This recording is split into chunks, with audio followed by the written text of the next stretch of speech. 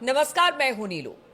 तो एक तरफ लगातार परमाणु कार्यक्रम को लेकर अमेरिका और ईरान समझौते की बात कर रहे हैं। अमेरिका चाहता है कि इस पर समझौता हो, ईरान भी चाहता है कि बीच में कोई मध्यस्थता कर इस पर बातचीत करे।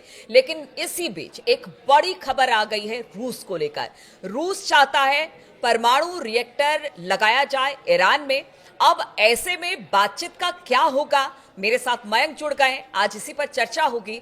मयंक, ये बड़ी खबर है। एक तरफ तो परमाणु कार्यक्रम पर समझौते की बात ईरान और अमेरिका कर रहा है, लेकिन दूसरी तरफ परमाणु रिएक्टर लगाना रूस की तरफ से, इसको कैसे देखें? देखिए, ये असल में अमेरिका और इजराइल के लिए बहुत बड़ा झटका माना जा रहा है। अभी तक जिस बात को लेकर एकदम युद्ध जैसी स्थिति खड़ी हुई है, न्यूक्लियर डील को लेकर कोई बात आगे बढ़ी ही नहीं है और युद्ध की स्थिति खड़ी हुई है। कभी भी ईरान और अमेरिका के बीच एक जबरदस्त युद्ध हो सकता है। और युद्ध की मूल वजह क्या है? वो है ईरान का परमाणु कार्यक्रम, जो अमेरिका रोकना चाहता है। इजराइल उसको रोकना चाहता है, यहां तक कि इसके लिए पूरे मिडिल ईस्ट को एक बड़े युद्ध में झोंकना के लिए अमेरिका तैयार खड़ा हुआ है। ऐसी स्थिति के बीच ये खबर आ रही है कि रूस जो है वो ईरान में परमाणु रिएक्टर्स लगाने पर, परमाणु यूनिट्स लगाने पर विचार कर रहा है, न्यूक्लियर यूनिट्स लगाने पर विचार कर रहा है। ये अपने आप में अमेरिका और इजराइल के लिए एक बहुत ही बड़ा सेटबैक से कम नहीं है। देखिए, जिस परमाणु कार्यक्रम को लेकर अमेरिका सैंक्शंस लगाने की बात कर रहा है, अपने वॉर प्लेन्स भेज रहा है, ऐसे स्थिति में रूस की तरफ से ये संकेत मिलना कि भाई हम जो है वो ये प्लान कर रहे हैं कि वहां पे आपके जो न्यूक्लियर रिएक्टर्स हैं उसमें हम मदद करें या अपनी तरफ से कुछ न्यूक्लियर प्लांट्स लगाएं। ये अपने आप में एक ऐसी स्थिति है कि आपने सीधा जो है अमेरिका को चैलेंज कर दिया है रूस ने यहाँ पे। देखिए, इसके पीछे ये आज की बात नहीं है। ये जनवरी, इस साल 2025 में जनवरी में जब ईरान और रूस के बीच एक बड़ा समझौता हुआ था, ये तब की बात है। अब ईरान के जो राष्ट्रपति हैं वो रूस के दौरे पे गए थे, पेजेश्कियान। वहां पे जनवरी में रूस और ईरान के बीच में एक बड़ा समझौता हुआ, जिसको ये कहा गया कि भाई ये 20 साल के लिए ये एक विजन अब हम आगे शेयर कर रहे हैं। और उस समझौते के बाद, देखिए, उस समझौते के बाद इसको एक रणनीतिक स्ट्रैटेजिक पार्टनरशिप की तरह लिया गया कि इस पूरे ओवरऑल दोनों की बायलैटरल जो रिलेशनशिप है ईरान और रूस का, उसको कहा गया कि ये एक स्ट्रैटेजिक पार्टनरशिप अगले 20 सालों का विजन हम तय कर रहे हैं। और इसमें जो है कई क्षेत्रों में आपस में सहयोग की जब बात हुई, उसमें से एक मुद्दा जो था वो परमाणु न्यूक्लियर प्रोग्राम को भी लेके था। अब देखिए, ये जो विदेश मंत्री हैं अब्बास अराक्ची, ये मैं जनवरी 2025 की बात कर रहा हूँ। उन्होंने इस मुलाकात के बाद, उन्होंने जो है वो रूस के राष्ट्रपति व्लादिमीर पुतिन से उनकी मुलाकात हुई, ईरान के जो राष्ट्रपति हैं इनकी मुलाकात हुई। इसके बाद जो विदेश मंत्री का जो बयान आया, ये संधि, जो समझौता हुआ, यह समझौता न केवल एक महत्वपूर्ण मोड़ है जो हमारे द्विपक्षीय संबंधों को मजबूत करता है, या केवल एक राजनीतिक समझौता नहीं है, ये भविष्य का रोड मैप है।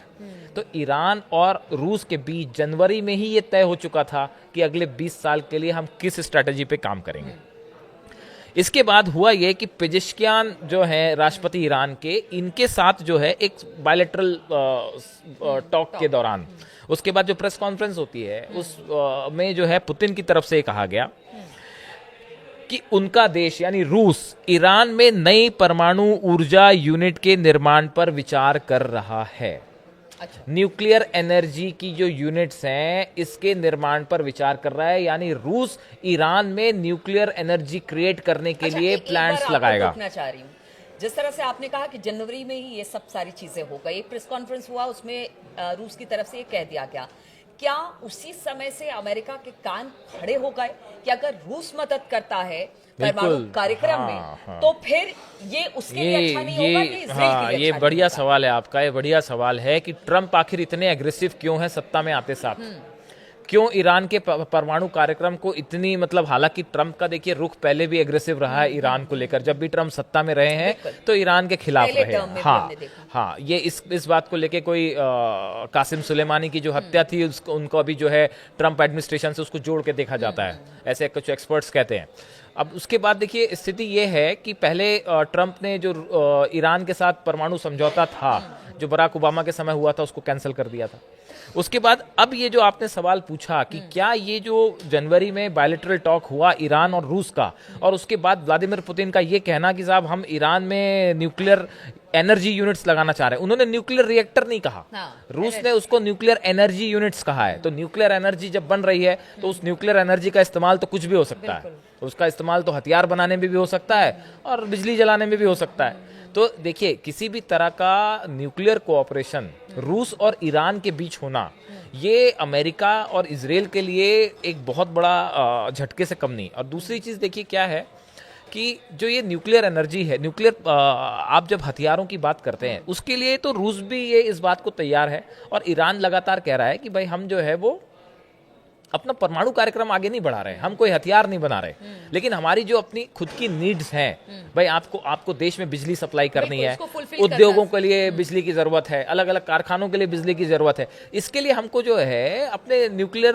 पावर प्लांट्स की जरूरत है। तो हमारे उस कार्यक्रम को तो आगे बढ़ाना ही है हमें। लेकिन अगर आप ये धमकी देंगे साहब कि हम आपके ऊपर जो है हमले कर देंगे, आपके न्यूक्लियर पावर प्लांट्स पर अटैक कर देंगे, तो ऐसी स्थिति में फिर जो है हमको एक परमाणु डिटरेंट बनाना जरूरी हो जाता है, हमारे को एक हथियार बनाना जरूरी हो जाता है। कल को आपने इराक की तरह अगर हम पे हमला कर दिया तो फिर हम अपनी रक्षा करेंगे नहीं करेंगे। अब ऐसी स्थिति में देखिए, रूस और ईरान के बीच में एक जो बड़ी गैस पाइपलाइन की भी चर्चा हो रही, जो अजरबैजान से होके बिछाई जाएगी, ये भी अपने आप में एक बहुत बड़ा मुद्दा है। तो देखिए, ईरान और रूस के बीच जो स्ट्रैटेजिक पार्टनरशिप है, ये सिर्फ हथियारों के आदान प्रदान तक सीमित नहीं है, ये आर्थिक लेवल पे इस पूरे मिडिल ईस्ट में एक बहुत बड़ी भूमिका निभाती है। जो गैस सप्लाई होती है, गैस, रूस के पास जो गैस है, जो एक्स्ट्रा गैस थी वो ईरान ने खरीदी, ईरान की तरफ से ऑयल जो है वो रूस को भेजा गया।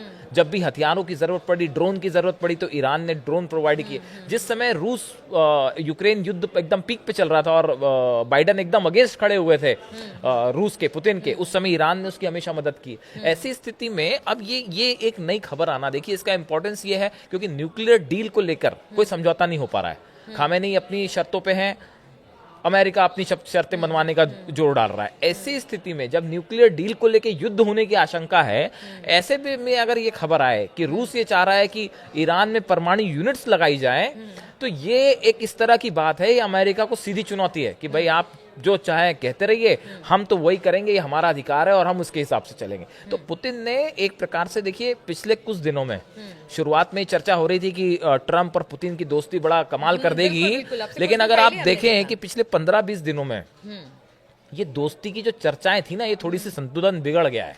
और अब जो है वो ईरान को लेकर रूस का जो एक खुला समर्थन जो है, जिसका हमने पिछले वीडियो में जिक्र किया, वो एकदम खुले तौर पे सामने आ गया। और ऐसे में ये न्यूक्लियर डील की किसी तरह न्यूक्लियर यूनिट्स ईरान में लगाने की बात करना, ये इस पूरे इलाके का साफ संदेश पुतिन की तरफ से दिया जा रहा है कि भाई पहला तो ईरान हमारा मित्र है, इस पे हमले की तो आप सोचिएगा भी मत। और अगर आप ये चाहते हैं कि अपनी कंडीशंस लगा के, शर्तें लगा के किसी तरह से रोक लोगे आप ईरान को, तो हम उसको सपोर्ट करने के लिए तैयार हैं। जिस न्यूक्लियर एनर्जी की आप बात कर रहे हैं, हम वहां पे ये यूनिट्स लगाने के लिए तैयार हैं। तो ये बड़ा संदेश पुतिन ने दिया। बिल्कुल, तो रूस न्यूक्लियर यूनिट लगाने की बात कह रहा है ईरान में। अब देखिए ईरान और रूस की ये दोस्ती क्या रंग लाती है और किस तरह से अमेरिका के लिए लगातार रूस और ईरान की दोस्ती चिंता का सबब बनी हुई है। इस पर लगातार हमारी नजर बनी रहेगी। आप बने रहिए हमारे साथ।